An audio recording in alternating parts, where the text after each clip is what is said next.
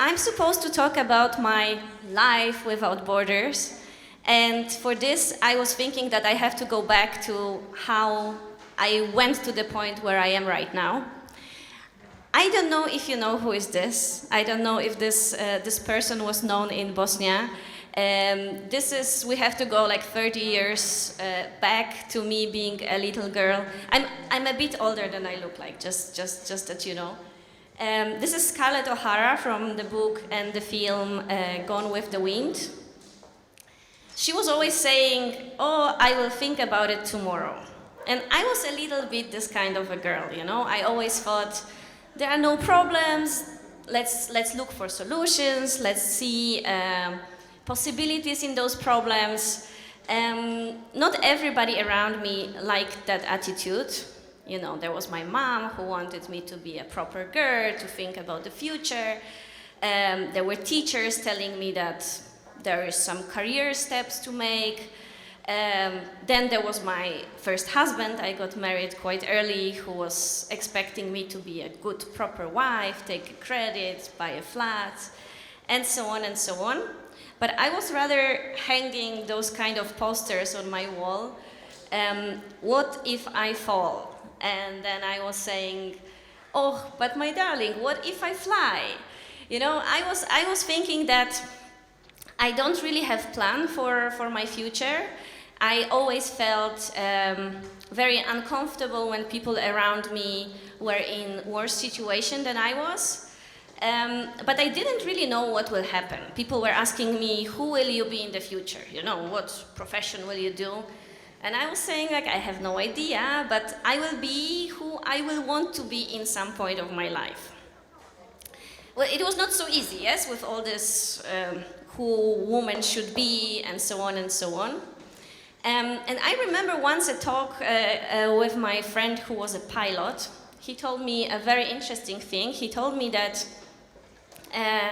80% of the planes, when they fly actually not according to the plan, how they should fly. That there are always some turbulences, you know, some troubles. But at the end, almost all the planes arrive in this place and at this time that everybody expected them to be.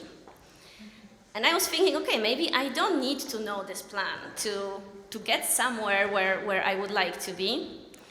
And that was a time when in my life also kind of turbulences started. I divorced with my first husband, I changed my job. And I was a bit lost. I didn't know where I will end up. And if somebody at that time would have told me that just a few years later, I will be married to a guy from another country, he's German. I will have 2 kids with him. Altogether, we're gonna travel through more than 50 countries together. We will run a very famous travel blog. We will get National Geographic Prize for running a travel blog. Then all of this will lead me to human rights, to fighting for people. And then that I will organize a project that will be nominated for Nobel Peace Prize, that will bring me to Tuzla, for example, to speak about it. I would think that this person was absolutely crazy. And that's not the end yet. But I wanted to show you a little bit of those steps, what happened after what. So we started the travel blog. We started traveling, first of all, and it was maybe not very obvious traveling. We put those 6 months, 8 months old kids to the car and we were driving and we were talking with people. The blog became popular. We were traveling around the Black Sea, we were traveling through Central America, we were traveling on the Pacific Islands, you know, just like backpacks, kids on the hand and trying to find our way. Because for me it was always really important to get in contact with people. At the end, most of the people in the world are good. Yes, I know it sounds very cheesy and simple, but that's how it is. When you're in Guatemala, everybody wants to help you with those kids. Our travels were, yeah, as I said, maybe not very obvious, but at the end I realized that the real experience is when things might surprise you. When you have to go out of this comfort zone. That's the only moment when we really learn. That's the moment when we meet diversity, when we meet something else. Humans can learn only from diversity. You know, we learn from differences. We don't learn from similarities. If you stand with somebody who says, yes, yes, I agree with you, yes, I agree with you, I mean, it doesn't lead us anywhere. And I think one of the big lessons from all this traveling, this is somewhere, I even don't remember where, living in the car with the kids, was this contact with people and how extremely hospitable people were to us. Even in, you know, Vanuatu, some island, or some crazy mountains in Guatemala, where people really don't have anything. And then we came back home from one of the trips. My husband is German, we live in Berlin. That was 2015, and suddenly there were 70,000 Syrians on the streets of Berlin. And with all these lessons, or these experiences I gathered all around the world, when I promised myself that I want to be as hospitable as all those people everywhere, there were 70,000 people sleeping on the streets with, you know, face on cold pavement with their kids. And I felt that this is not fair. And if in Vanuatu they are able to host us, even if we are, you know, from rich Europe, we can sleep anywhere we want, I want to become this good host.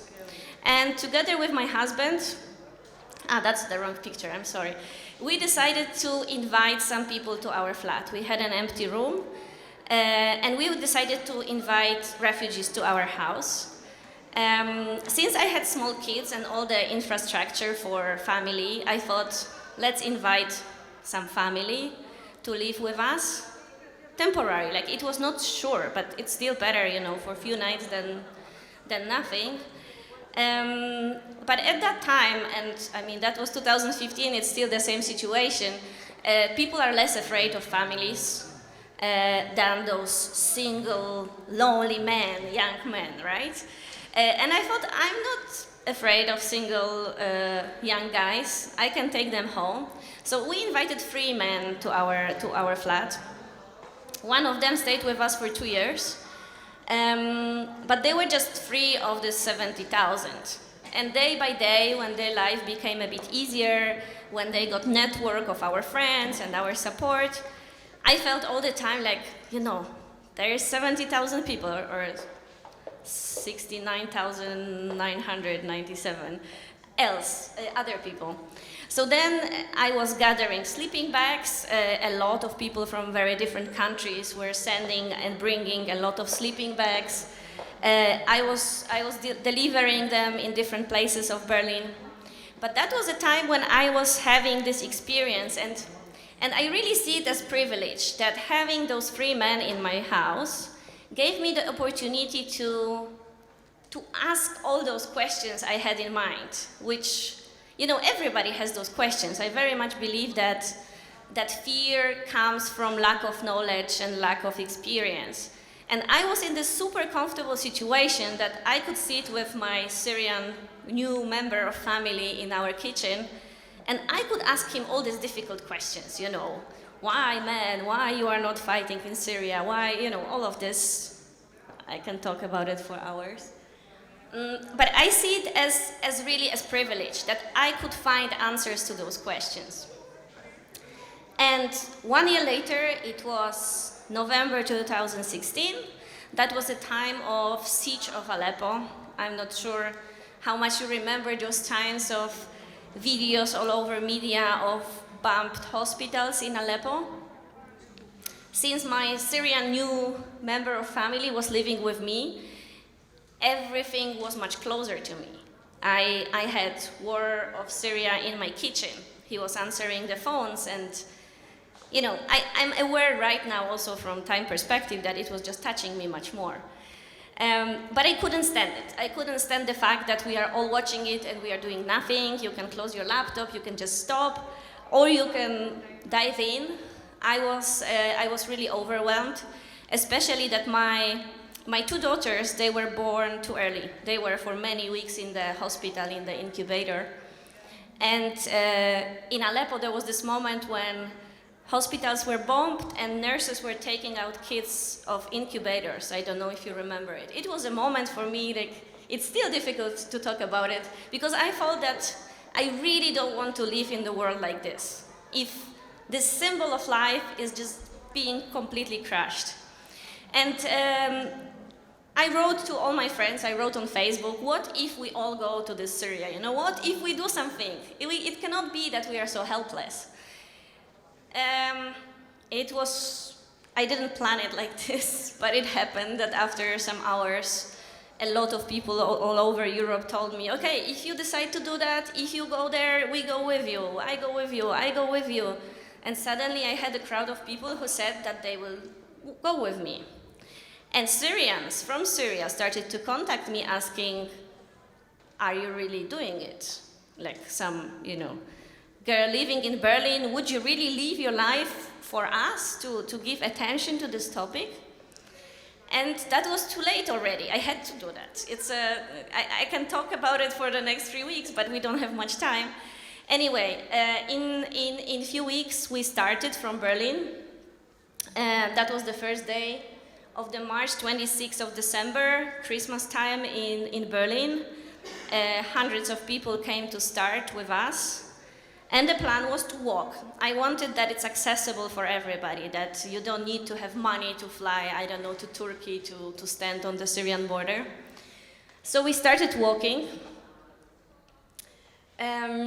We were walking for almost 9 months, 8.5 months. Altogether, 4,000 people joined me. We were walking through Germany, Czech Republic, Austria, Slovenia, Croatia, Bosnia, Serbia, Macedonia, Greece, Bulgaria, and then from Lebanon, from Lebanese side. Actually, part in Bosnia was really very, very strong, but we can talk about it later when we have time. We went to Lebanon, we finished on the Lebanese border. And yeah, it's a very complicated, big lesson for me. I can talk about it really for a long time, but that's not the space for it. One of the really important things was that when we were walking, we were meeting people. And it's, again, the same thing what was happening in my kitchen, that if you sit down with people and if you see in every individual, you know, a separate person, and really listen to the story instead of saying this is number 1, this is number 2, this is number 70,000, it changes a lot. I very much believe in those bridges. After coming back from this crazy trip, well, there was a lot of difficulties, and coming back to my family and to everyday life, it took quite some time. I got offered to work in an organization called Minority Rights Group International. It's an amazing NGO, 51 years old NGO working with ethnic, religious, and linguistic minorities all over the world, also here in Bosnia. I was running a project for journalists. I was bringing European journalists to places touched by migration. To European places, but also we were going to African countries to meet people, to understand the bigger picture, to understand the system, to understand the reasons, the drivers of migration. And it was again the same thing, trying to bring a single person to a place, to another single person, to hear the direct story. And I was planning to finish this presentation today in a bit different way, but when I arrived to Tuzla today, I was on the bus station. I was sitting in this restaurant run by this really friendly Azra, drinking tea, and I met an absolutely amazing activist, Jenana, oh my God, I'm so sorry, no, I forgot her name. A person who since 4 years is doing exactly what I was talking about all the time. So trying to see people in people, you know, sharing her own cigarettes, and food and drink is not so important. The most important is this time and attention. And as I, in 2015, from being a journalist and working my time, completely changed and started to spend time with people, this is exactly what she's doing here. She is trying not to see this as a problem, but as opportunity to learn from this diversity. She's saying, how many different cultural differences I could find out. And I was thinking about it, that in places like Tuzla, when so many people pass by, it is actually an opportunity to learn how to see things in a very different way. I'm from Poland. In Poland, we don't have this opportunity. And yeah, I just wanted to leave you with this thought that activism or being an activist is so relevant that everybody in small or big scale can do whatever every single day. Thank you.